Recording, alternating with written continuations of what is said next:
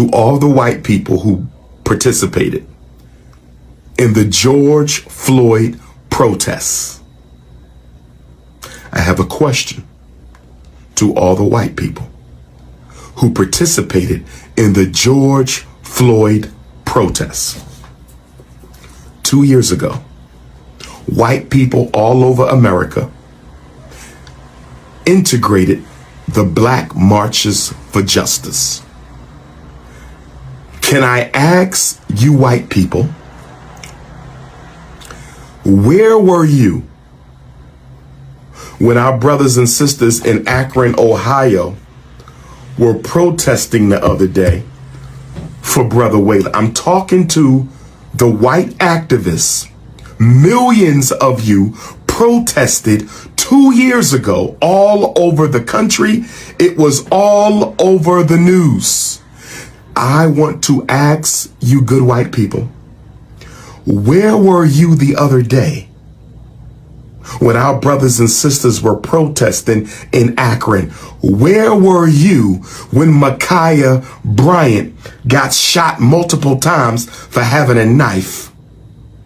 Where were you when, what is our brother's name? Amir Pope in Minneapolis, Minnesota, shot to death in his cousin's apartment? Where were you? Where did all the good white people go from the George Floyd protests? I mean, it's only been 2 years. Where are all these white people who were on the streets? Millions of you, every city. You know where you went? You went to hell home because you were not serious. You were not concerned. And the reason you infiltrated to march was to make sure your privilege would not be jeopardized. They did not get into the George Floyd protests for you. They got into the George Floyd protests for them. The white folks who marched to make sure you didn't get nothing. They deliberately diluted the black power of the march to make sure it amounted to nothing. Let me say it again so you can understand, overstand, and understand me. Let me say it again because I want you to understand, overstand, and understand me. The white protesters of the George Floyd protests, the most comprehensive social protests in American history since the Dr. King assassination protests, resulted in nothing for black people because the white people who infiltrated the march did so to dilute the direction, dilute the agenda, dilute the black power. And as a result of that, Negroes received nothing.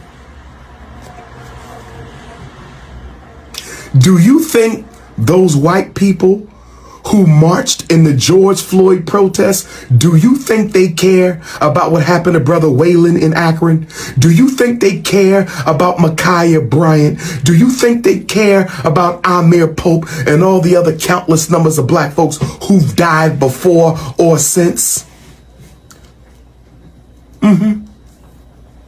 But you Negroes are so in love with being accepted by a people who will never accept you. It's absolutely ridiculous. You Negroes are so in love with being accepted by a people who will never accept you. So let me ask a question, white people. What advantage do black people get when we remind you that you are a racist? When I tell you that all white people are racist, does that stop police brutality? Does that deliver reparations? Does that reverse miseducation? Does that build independent hospitals in the black community? Does that stop mass incarceration? I'm trying to look at the unfair advantage that black people get.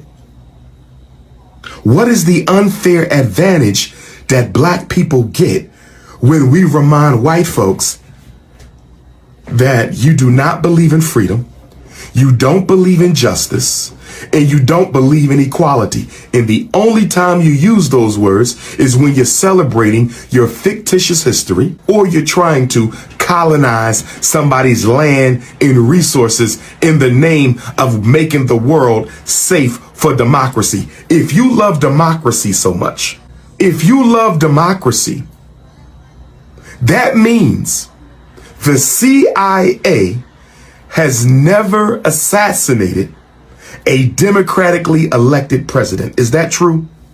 President Biden?